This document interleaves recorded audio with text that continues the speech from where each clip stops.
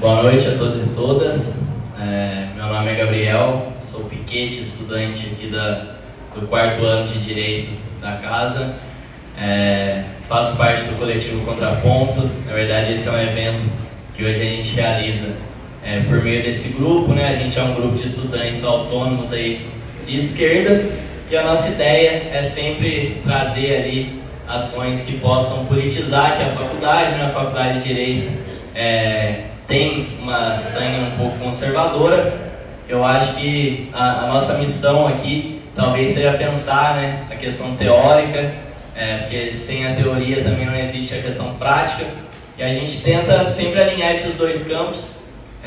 Inclusive, em breve a gente pretende lançar aqui um calendário de ações de rua para que a gente consiga construir uma universidade que não seja uma universidade focada só para dentro dos muros, consiga expandir um pouco para a verdadeira base social, né, que é o que está fora aqui da sociedade.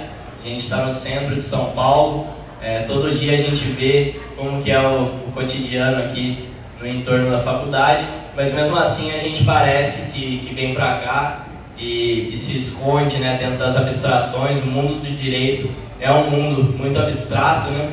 Então a gente tenta sempre, na medida do possível, construir esses eventos para que a gente consiga também politizar um pouco da nossa faculdade. O evento de hoje, a gente tem a honra aqui de ter à mesa o professor Vladimir Safadli, que é professor titular do Departamento de Filosofia da USP, escritor, psicanalista, trouxe à tona um debate dentro da esquerda, que é um debate muito caro aqui para a gente, que é se a esquerda realmente morreu, né? A gente vê hoje, no cenário político, em que o que se pretende ali no campo da esquerda, muitas vezes está fazendo, na verdade, um papel de gestão dos escombros do capitalismo, né? A vitória do Lula nas eleições, obviamente, representou ali um alívio para o campo progressista, mas ainda assim, o que a gente vê hoje em dia na prática, na verdade, é a continuidade de políticas, que foram as políticas do Temer, foram as políticas do Bolsonaro, né? Eu acho que esse não é o papel que uma esquerda precisa levar a cabo, né? Eu não sei se isso se explica pelas correlações de força, né? Que é sempre o fantasma levantado para a situação. Então, depois da publicação do livro do professor O Alfabeto das Colisões, esse debate reacendeu aqui na esquerda e a gente trouxe para ouvir aqui um pouco mais sobre o assunto dele. E aí, sem mais delongas, que é quem verdadeiramente conhece aqui do assunto, vai passar um pouco para a gente. Passo aqui a palavra ao professor Vladimir, quem eu agradeço também por ter aceitado o convite. Ok, então, bem, só um pouquinho, eu acho que eu vou ficar em pé, porque eu tenho esse problema de professores, não consegui falar sentado por muito tempo. E queria inicialmente agradecer a vocês, o pessoal da organização, por essa possibilidade de estar aqui com vocês, discutir essa questão, uma questão que eu acho que é da ordem do dia para todos. Eu gostaria então de simplesmente fazer uma pequena explanação para tentar contextualizar melhor o que eu penso a respeito desse problema, para a gente poder discutir, para a gente poder ter tempo de debate. Eu gostava de poder também ouvir a opinião, a perspectiva de cada um de vocês, aqueles que se sentirem interessados nessa discussão. Só uma coisa, será que a gente consegue fechar essa porta? Porque eu acho que eu descobri que depois dos 50 você está tendo esse problema. Obrigado. Bem, vejam, a primeira questão é por que falar nesse momento, fazer esse tipo de colocação, dizer que a esquerda efetivamente morreu. Veja, eu acho que é importante isso por uma questão, primeiro, de ordem política e estratégica, e de segundo, por uma questão analítica. Eu insistiria no seguinte, a ideia por trás desse tipo de diagnóstico é que há um esgotamento de um ciclo da história da esquerda. Esse esgotamento, infelizmente, não é só um esgotamento brasileiro, é um esgotamento mundial. Assumir esse esgotamento não é nenhuma posição derrotista, não é nenhuma posição que diz efetivamente, então, nós não temos mais lugar real dentro do debate político. É compreender a partir de uma análise dura sobre nós mesmos, certo? Onde nós falhamos e o que é necessário daqui para frente. Eu queria insistir muito nesse aspecto, porque muitas vezes, quando se levanta esse tipo de questão, parece que tem uma espécie de necrofilia por trás, sabe? Esse gosto de falar que as coisas se esgotaram, que as coisas morreram, coisas dessa natureza. Mas eu insistiria, na verdade, em outro ponto. O que me move, aí é a questão, eu diria, política estratégica, é a consciência de que o processo insurrecional no campo político mudou de lado. Isso é algo absolutamente temerário da nossa época. Isso significa o quê? Significa que durante décadas, séculos, a esquerda foi vinculada a um processo insurrecional popular. A compreensão de que, efetivamente, as estruturas sociais e econômicas que organizam a sociedade capitalista, elas deveriam ser, na verdade, um objeto de combate, para que a possibilidade de uma insurreição popular que permitisse uma democracia, o aparecimento de uma democracia real, vinculada à soberania popular, que permitisse uma sociedade baseada em umas relações profundas de igualdade, para que isso pudesse efetivamente emergir. Só que hoje, o processo insurrecional ele está nas mãos da extrema-direita. Nós temos, na verdade, hoje uma extrema-direita mundialmente organizada como força insurrecional revolucionária. Aqueles que duvidam, vejam, por exemplo, o que acontece quando o governo de extrema-direita ganha o poder. Vejam o que está acontecendo agora na Argentina, por exemplo. A gente gosta de ficar fazendo piadas sobre essa loucura do senhor Milei, que fala com que clona cachorros, que recebe conselhos de cachorros e coisas dessa natureza, certo? Mas esse senhor, quando ele entrou no governo, ele apresentou na primeira semana de governo 600 medidas econômicas. 600 medidas econômicas. Ah, mas 400 medidas foram recusadas. Sim, 200 e poucas passaram. Sabe o que significa 200 medidas econômicas que passam nos primeiros meses de um governo? Sabe a transformação que isso efetivamente significa? E mais, você percebe o que você mostra para a sociedade? Você mostra para a sociedade assim, olha, existe um programa alternativo de sociedade, está aqui. Os outros não sabem efetivamente o que apresentar como alternativa. Eu tenho uma alternativa. E como ninguém quer ficar na situação onde está, ninguém acredita que efetivamente a situação presente é uma situação a ser preservada, então esse discurso ganha uma sedução extremamente concreta e real. Este tipo de processo sumiu do campo da esquerda.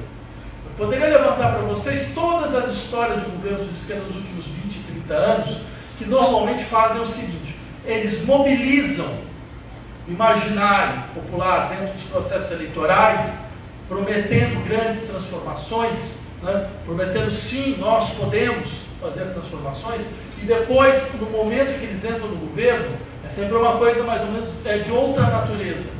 Eu falo, não, mas essas transformações que nós prometemos, elas não virão rapidamente. Existem várias lutas, existem várias tensões, existem várias resistências, é necessário gerenciar processos, garantir governabilidade. Então, na verdade, olha, isso que você esperava vai acontecer mais ou menos nesse nível aqui. Vai ser isso. Só que o discurso continua o mesmo. Então, é claro que a população ela se sente rapidamente frustrada sobre vários aspectos. Porque, vejam, o que acontece é mais ou menos o seguinte: nos últimos 30, 40 anos, ocorreu na história da esquerda mundial um fato novo. A esquerda mundial foi se consolidando como uma classe de gerenciamento do Estado.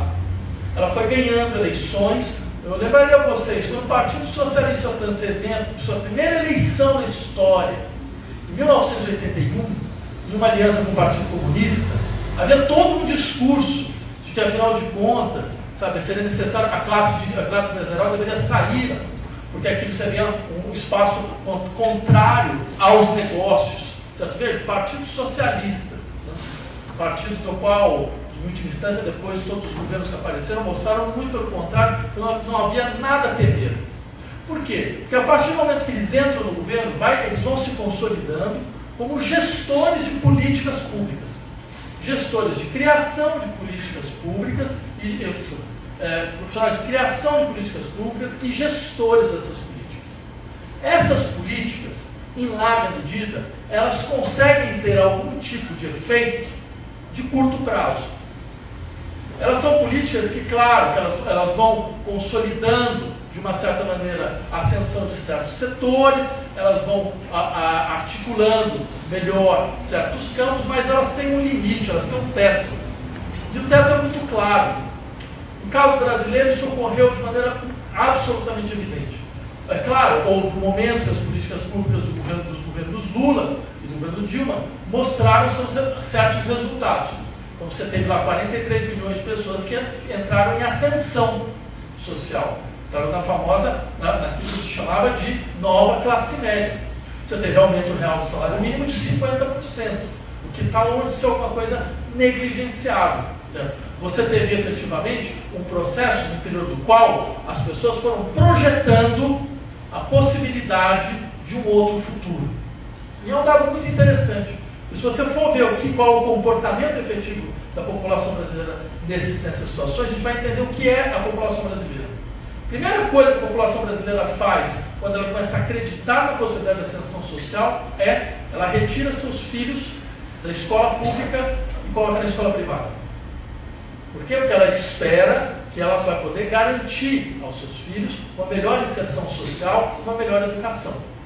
Quando o senhor Alckmin, quando o camarada Alckmin, quando era governador de São Paulo, resolveu fechar escolas públicas, não sei se vocês lembram desse momento áureo, do Tucanato, que então você vai ter todas as manifestações de estudantes secundaristas em 2016, ele usa como argumento o seguinte: caiu o número de matrículas.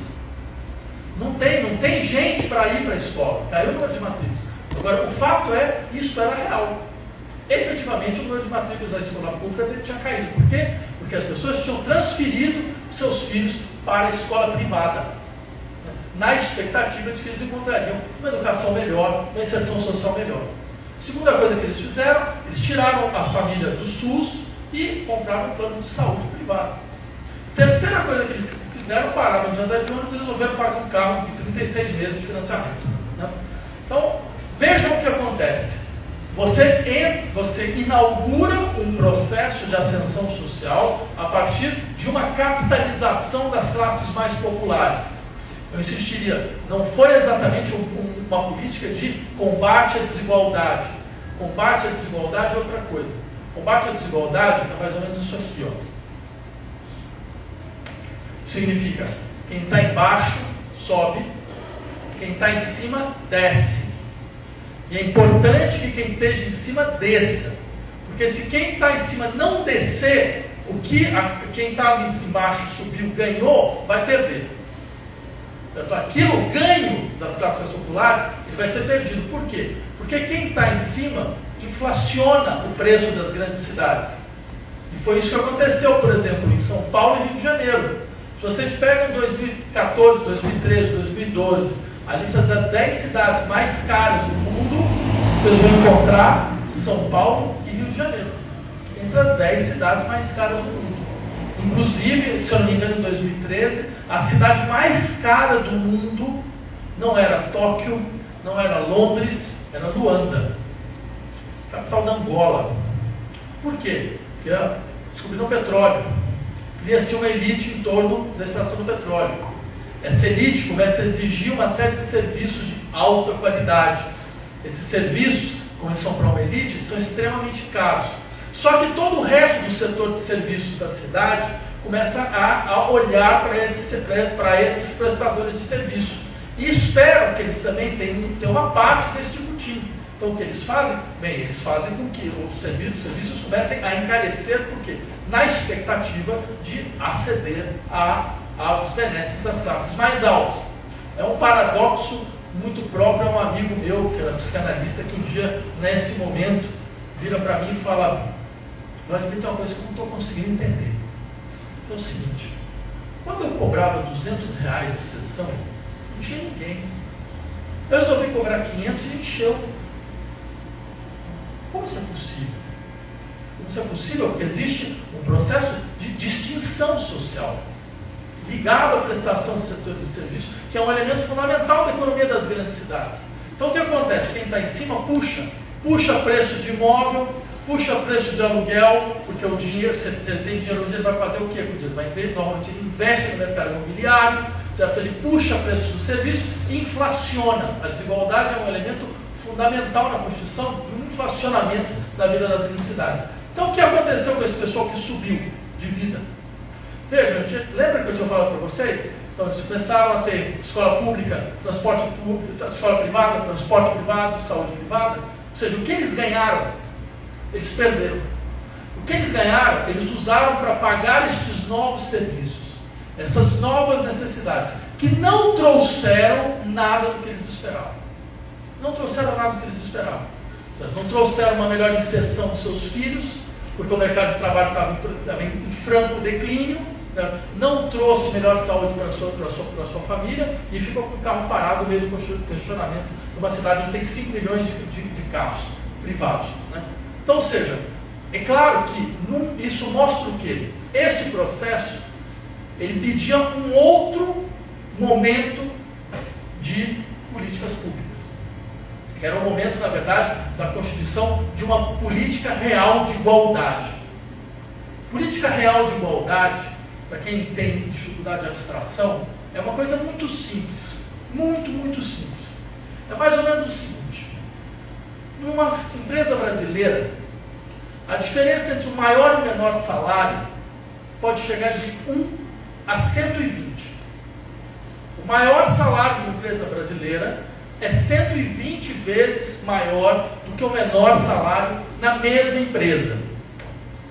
Países que, bem, um dia foram vistos como modelos alternativos, a famosa social-democracia escandinava, que hoje não existe mais, que mostrou-se uma formação de compromisso de curta duração, mas enquanto existia, a diferença média de salário era de 1 para 4.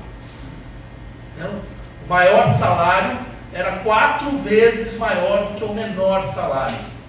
Ah, mas isso impacta o engajamento, a inovação. Boa parte desses países, Finlândia, Dinamarca e Suécia, estavam entre as 10 nações com maior nível de inovação. Isso mostra que não é por aí que as coisas passam.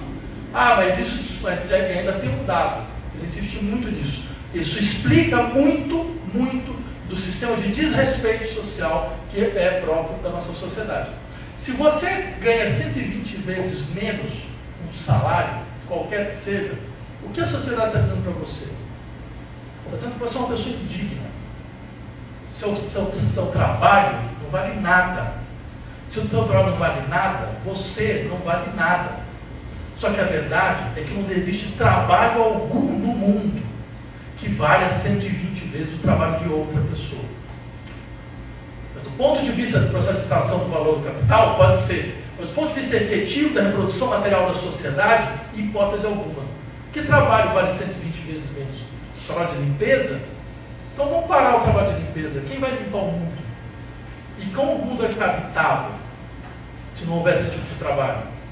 Então isso mostra um tipo de degradação social, tanto que é foco fundamental de qualquer tipo de luta pela constituição de uma sociedade realmente igualitária. Isso nunca entrou na pauta da esquerda brasileira. Vamos estabelecer um salário máximo. É impossível, se você tem esse tipo de... Ou vamos então fazer uma imposição, um processo de constituição com a reforma tributária, que realmente taxe aqueles que ganham mais para que a gente consiga financiar serviços para os que ganham menos. Eu insisto nesse aspecto porque, veja, isso é um mero tópico social-democrata clássico. Nem mesmo o mero tópico social-democrata clássico esteve presente entre nós durante todo esse tempo. Eu insisto nisso porque, se vocês perguntarem para mim, mas a esquerda significa o quê? Qual é a posição, qual é a postura efetiva da esquerda no interior do campo político? A esquerda significa a defesa de 2 princípios fundamentais: igualdade radical, soberania popular. Onde isto não existe, não há esquerda. O que significa igualdade radical? Sociedade como forma de vida, ela tem 3 eixos fundamentais de interação social: desejos, trabalho e linguagem.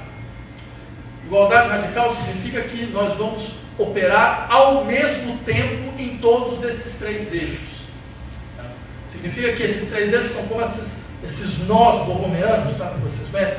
Se você tira um círculo, são três círculos juntos, se você tira um círculo, os outros dois se separam. Então, se um desses eixos não é objeto imediato de política de igualdade, os outros dois perdem o sentido. E o que acontece hoje?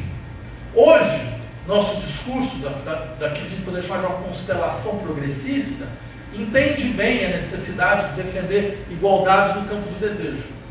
Igualdade, a possibilidade de todos os corpos desejantes circularem, terem visibilidade, a possibilidade de todas as divergências vinculadas ao campo do sexual terem reconhecimento. São processos absolutamente centrais e decisivos. O que significa igualdade no campo da linguagem? Significa compreender que a sociedade ela é composta por uma multiplicidade de linguagens com histórias próprias. Essas linguagens, muitas vezes, ainda mais em países coloniais como o nosso, elas são silenciadas e apagadas em prol de uma espécie de linguagem hegemônica, que organiza seus valores e organiza sua racionalidade. Reconhecer que uma sociedade ela é atravessada por múltiplas formas de linguagem e, por isso, múltiplas formas de racionalidade, significa compreender a complexidade histórica da sociedade. E significa complexificar, dar um espaço de complexificação dos nossos valores e dos nossos usos de linguagem. O que significa igualdade no trabalho? Significa que não haverá mais hierarquias no trabalho. Ou seja, que aquelas pessoas que elas produzem, elas também decidem. Elas não são simplesmente pessoas que vão passivamente receber decisões.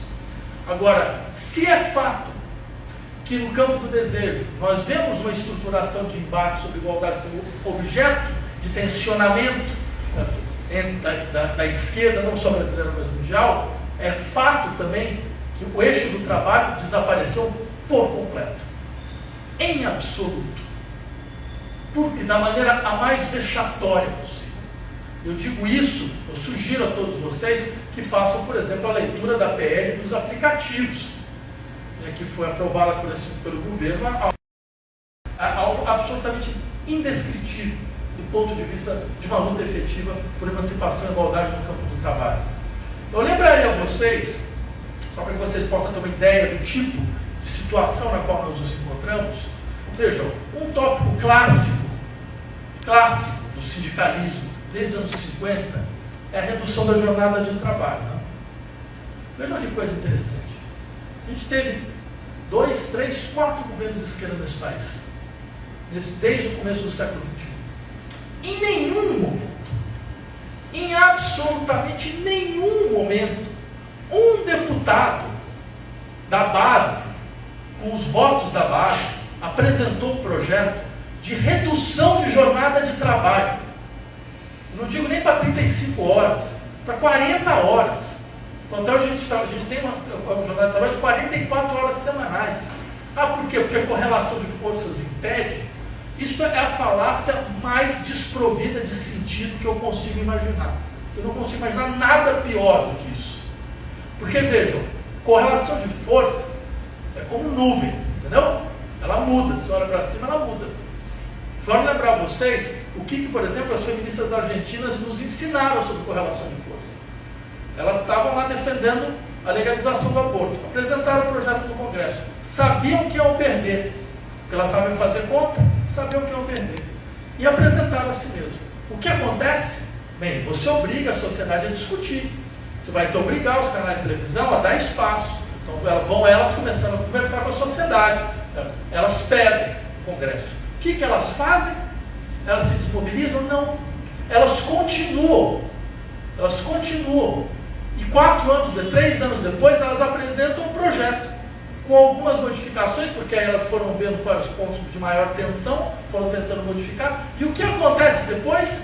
Elas ganham no mesmo Congresso.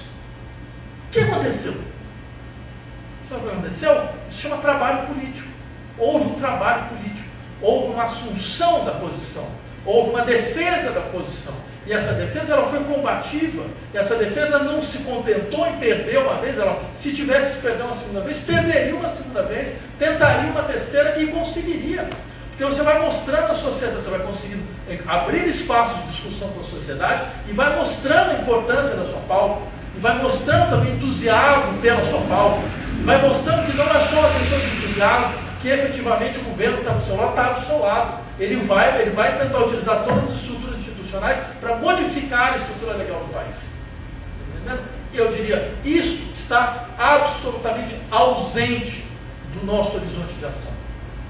Então, é claro, dentro desse horizonte, eu terminaria dizendo basicamente o seguinte: vejam, onde nós estamos agora? Nós estamos atualmente numa situação onde, que é configurada por aquilo que a gente poderia chamar de uma época de crises conexas. Que o capitalismo seja um sistema de gerenciamento de crises, isso todo mundo sabe. Mas nunca ocorreu crises tais como nós vemos atualmente. Nós estamos em um sistema onde nós temos ao menos 7 crises ocorrendo ao mesmo tempo. Crise ecológica, crise demográfica, crise política, crise social, crise econômica, crise psíquica, crise epistêmica. Isso nunca ocorreu dessa forma. A começar a crise ecológica, ela nunca ocorreu nessa dimensão. E a gente sabe, há pelo menos 50 anos, eu lembraria a vocês, há 50 anos existiam relatórios que mostravam muito claramente que existia um problema, porque uma sociedade como a nossa, sociedade capitalista como a nossa, baseada numa dinâmica de crescimento exponencial e um horizonte de recursos finitos, levaria necessariamente o sistema do ambiente ao colapso. E é interessante, os primeiros relatórios saem nos anos 70 e dizem assim: olha, isso vai acontecer em mais ou menos 50 anos. Vejam que interessante, em mais ou menos 50 anos, isto realmente aconteceu. Né? E nós estamos vendo agora. Agora, a questão interessante é, dado uma crise como essa, vamos pegar um exemplo. Você acha que é possível gerenciar a crise ecológica mundial dentro do quadro do sistema capitalista? Você acha que o sistema capitalista vai entrar em um processo de decrescimento? Você acha que ele vai começar a extrair menos mais-valia? Você acha que vai começar a respeitar efetivamente um sistema de preservação ambiental dos nossos ecossistemas? Não! O que o capitalismo faz nessas circunstâncias é o contrário. Ele acelera o seu processo. Ele acelera a partir das suas duas grandes ilusões fundamentais, que é a possibilidade de extração infinita de valor da terra e do trabalho. Então ele acelera a extração do valor do trabalho, certo? Intensificando regimes de trabalho, mesmo que você tenha populações como a brasileira, que hoje tem 13,5% da sua população com transtornos depressivos e 9,7% da sua população com transtornos de ansiedade. Imaginar que isso não é fruto, entre outras coisas, de um processo real e concreto, de precarização social, de vulnerabilidade, de perda completa de vínculos de solidariedade e de um discurso de empreendedorismo que efetivamente acaba sendo a forma de uma guerra civil generalizada, que é o discurso da naturalização das relações de concorrência, de competitividade como elemento constituinte da vida social. Imaginar que isso não tem relações é uma abstração completa. Então, ou seja, ele intensifica a sua extração de valor nesse campo, intensifica sua extração de valor a partir do uso da terra, que é o que a gente viu aqui no Brasil, que é, não por outra razão, uma das maiores fronteiras de devastação ecológica do mundo. Lembre na época do governo Bolsonaro, 18 árvores queimadas por segundo no Brasil em 2022. 18 por segundo. Então, ou seja, dito isso, é óbvio que o que se espera não é uma gestão das crises, como a esquerda, ou o que sobrou da esquerda, crê que é possível fazer, mas uma compreensão da profundidade desse processo e necessidade de uma lógica efetiva de transformação. Como não existe isso, eu termino por aqui, no campo da esquerda, a extrema-direita aparece como a portadora dessa lógica. Porque o que ela diz? O que diz a extrema-direita? O discurso da extrema-direita, ele é coerente. Essa é a coisa dramática. Ele pode ter milhões de, mas ele é coerente. Ele diz o quê? Não existe mais macroestrutura de proteção social, não existe mais Estado, não tem mais por que isso existir. Agora é uma guerra de todos contra todos, só que, se você trabalhar duro, Se você parar de reclamar, se você assumir de vez mesmo a sua necessidade de empreender, de trabalhar, para valer, você vai ser um dos que vai se salvar. É isso. Você vai se salvar. Então, agora, ele naturalizou um discurso que já existe no interior da vida social, que é esse discurso: bem, se não tiver ninguém que tem privilégio na minha frente, se não tiver o Estado para ficar me atrapalhando, eu vou conseguir sozinho. E é claro que ninguém vai conseguir sozinho absolutamente nada, como nunca conseguiu, mas o discurso tem coerência. E mais, no momento onde, qual é o nosso discurso? Ah não, a gente vai construir redes fundamentais de solidariedade social. Cadê? Onde elas estão? Quem está fazendo isso? Em qual lugar? Vocês percebem? Pelo menos eles têm uma coisa concreta, eles fazem o que eles prometem. A gente não faz o que a gente promete, porque a gente perdeu o nosso horizonte, sequer o horizonte de transformação, a gente perdeu o nosso horizonte de enunciação. Nem enunciar a gente consegue mais. Então acho que nessas circunstâncias é importante assumir, nós morremos, mesmo, verdade. Porque essa é a única condição para que a gente consiga estar à altura dos desafios que virão. Porque morre-se várias vezes em uma vida. Né? Se ideia que você morre só no final, isso é uma falácia. Você morre várias vezes. Né? E saber disso, e saber operar com isso, se do ponto de vista subjetivo é fundamental, porque te permite reorientar lá onde você não está conseguindo, sua imaginação está completamente bloqueada, você já não está conseguindo mais efetivamente estar à altura dos problemas do seu momento, isso do ponto de vista social pode ser algo absolutamente decisivo. Era isso. Muito obrigado.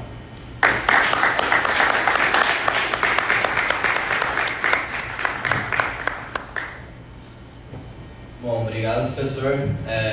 Agora a gente vai abrir um pouco para as questões do público. Eu acho que a gente pode fazer aí 2 blocos, eventualmente 2 perguntas cada bloco, dependendo da demanda também aqui do público. Então, eu vou fazer aqui. Quem gostaria de fazer uma questão? Beleza, temos 4 por enquanto. Aí eu vou pedir para que venha então aqui na frente, até para a questão do microfone. Pode ser 2 blocos então agora, né? A gente divide 2.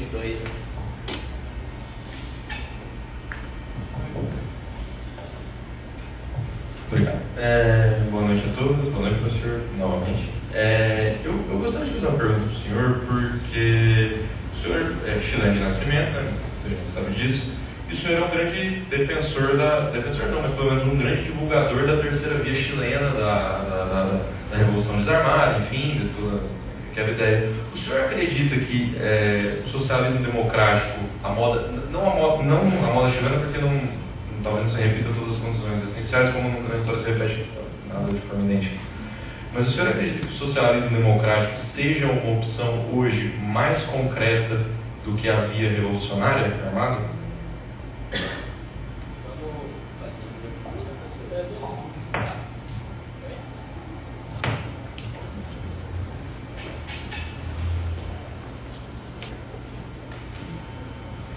Professor, boa noite. Quando o senhor mencionou a questão do regime de trabalho, eu queria perguntar sobre a jornada de trabalho particular. Eu queria perguntar como você vê o movimento recente da luta contra a escala 6x1, que eu sinceramente não sei o quanto de concretude tem nesse movimento, se não é só mais uma moda de rede social, se tem alguma restrição real, mas eu queria entender como o senhor percebe essa questão, se é uma pauta a ser abraçada e desenvolvida. Muito obrigado pelas 2 questões. Então, a primeira, eu digo o seguinte: olha, eu sou daqueles que entende que a violência não é uma questão política, no sentido de que eu nunca advoquei violência ou não violência, né? E acho que aqueles que fazem a defesa da não violência fazem isso de uma maneira muito abstrata. Por quê? Porque a reprodução normal do sistema da democracia liberal exige uma série de violências e vulnerabilidades continuamente reiteradas. No caso brasileiro, isso é muito evidente. Ele exige um Estado, que é um Estado como gestor de uma necropolítica. O gestor de uma necropolítica, por quê? Porque ele tem práticas de desaparecimento de corpos, práticas de extermínio periódicas contra setores da população. Tem essas práticas, são práticas de vulnerabilização, que é uma forma de governo. Você constitui a experiência da vulnerabilidade como uma maneira de mostrar a vários setores da população que elas não estão sob nenhum regime de direito real e concreto, a não ser um regime formal. Né? Então, ou seja, dentro deste horizonte já de violência naturalizada, o uso ou não da violência é uma questão de cálculo. É uma questão de cálculo. O que acontece no caso chileno, eu diria mais ou menos o seguinte, é a compreensão de que seria que o problema da experiência revolucionária, digamos, tradicional, é a militarização da sociedade. Então, se você organiza um tipo de revolução armada, por exemplo, a cubana, qual vai ser o resultado final? Você militariza a sociedade. Essa militarização da sociedade, ela tem um custo no que diz respeito às expectativas de democracia real. Então, daí essa ideia de tentar uma via que conseguisse, ao mesmo tempo, operar por práticas profundas de combate, de produção de igualdade social. Eu lembraria, veja, essa dita terceira via chilena, ela não era uma via reformista, como muitas vezes algumas pessoas gostariam de acreditar. Eu posso dar um exemplo para vocês. Vejam, eles estatizaram todo o sistema bancário. Você já viu algum reformista estatizar o sistema bancário? Imagina você aqui, você ganhou a eleição, fala então, ó, Itaú, Bradesco, Santander, tudo estatal agora. Você pode imaginar o que isso efetivamente significa? Foi isso que aconteceu. Né? Entre tantas outras coisas. Então, ou seja, a ideia de que você podia realmente fazer uma dinâmica de transformação revolucionária da sociedade sem necessariamente militarizar a sociedade, respeitando dinâmicas digamos assim, próprias da democracia liberal. Eu diria, essa experiência, ela fica como uma experiência importante, eu diria, para que a gente possa refletir sobre quais são seus desafios, quais são suas limitações, quais são suas potencialidades, e por aí vai. Sobre a questão da lógica 6x1, eu diria o seguinte: todas as lutas que se organizam para liberar a classe trabalhadora do fardo do trabalho são lutas absolutamente legítimas. Né? Ou seja, eu acho que elas são lutas fundamentais, porque consiste em compreender o seguinte: é necessário que a classe trabalhadora seja submetida a um processo de espoliação, cujo elemento fundamental é a espoliação do seu próprio tempo. Mas não tem tempo. Uma sociedade rica não é uma sociedade onde o sujeito precisa trabalhar 12 horas por dia. Uma sociedade rica onde eu posso trabalhar 3 horas por dia.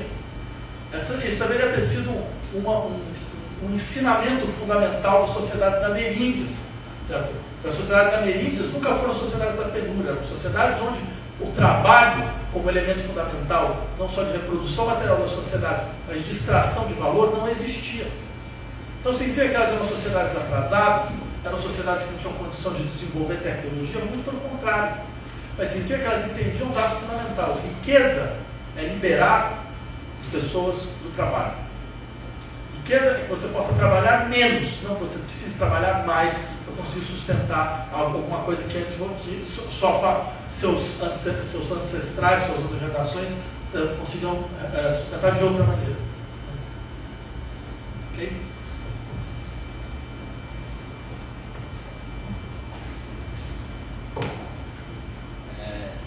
Mas temos, além dessa, mais duas questões. Né?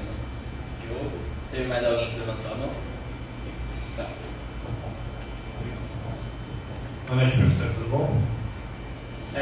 Eu tenho pleno acordo com o seu diagnóstico de morte da esquerda e acho que ele é muito necessário, mas eu, como militante político, fui 4 anos formador político de um movimento social do campo democrático popular. E essa enunciação dessa questão está muito longe de ser realizada. Assim. A evasão do conflito, né, essa reedição do frente amplismo, a perspectiva do diálogo e, no limite, a perspectiva de operar o sistema ainda é vigente e quase que unânime. Assim, é muito difícil esse conflito ser trazido para o interior dessas organizações. Pensando nisso, eu vou fazer a pergunta de $1 milhão, que eu sei que você já respondeu várias vezes, que é o que fazer, né? Qual é a Eu sei que é uma pergunta difícil, mas eu insistiria nela, principalmente porque eu já vi você respondendo ela algumas vezes. Você falava em permitir as colisões, permitir o desamparo, isso para mim sempre me soa um pouco abstrato. Queria entender um pouco melhor isso. Vou passar para o Diogo. Boa noite, professor. Eu queria perguntar sobre a questão de Gaza, porque apesar de não ser exatamente algo referente à esquerda brasileira, se a gente pensar em termos mais particularistas, provincianos, é uma questão que hoje define a nossa situação política. E eu sei que você concorda, porque inclusive você fez uma bela palestra, o texto está na Terra Redonda, para quem quiser ler, sobre a situação de Gaza e como ela é determinante para pensar qualquer coisa nos dias de hoje. E pensando sobre o seu diagnóstico pessimista, mais realista sobre a morte da esquerda brasileira, você não avalia que existe algo que mudou a respeito da maneira como a gente concebe a própria questão do imperialismo, a questão internacional, porque a gente tem uma fraqueza enorme para fazer atos de rua, mobilizações. Eu sei que agora o Feleste está tendo acampamentos, mas se a gente comparar isso com o que aconteceu em Londres, mesmo na Espanha, nos Estados Unidos, onde tem um movimento enorme da juventude, parece muito fraco. E existe uma espécie de medo da esquerda. Eu vejo um afeto medroso mesmo na esquerda em levantar esse tema. E sendo que a gente deveria ter, como tinha nos anos 60, comitês vertiginantes de base, pessoas se mobilizando em torno da causa, e isso não existe. Então, eu não acho que a esquerda dos Estados Unidos é muito forte. Na verdade, se a gente for pensar, a esquerda dos Estados Unidos é mais fraca que a nossa, em termos de representação eleitoral, força social. Mas por que eles conseguem fazer algo que a gente não? Assim, mesmo tendo esquerda fraca lá, existe algo. Qual que é o nó aí desse enigma? Obrigado.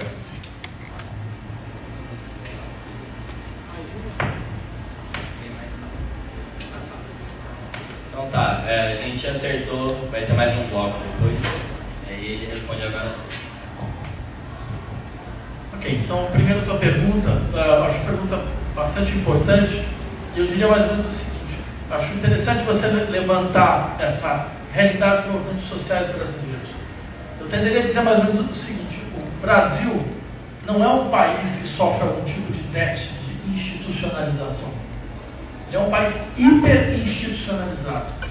Não há movimento social que não tenha algum tipo de ligação com de processos eleitorais. Uma presença enorme, há uma capilaridade impressionante das instituições do caso brasileiro. Né?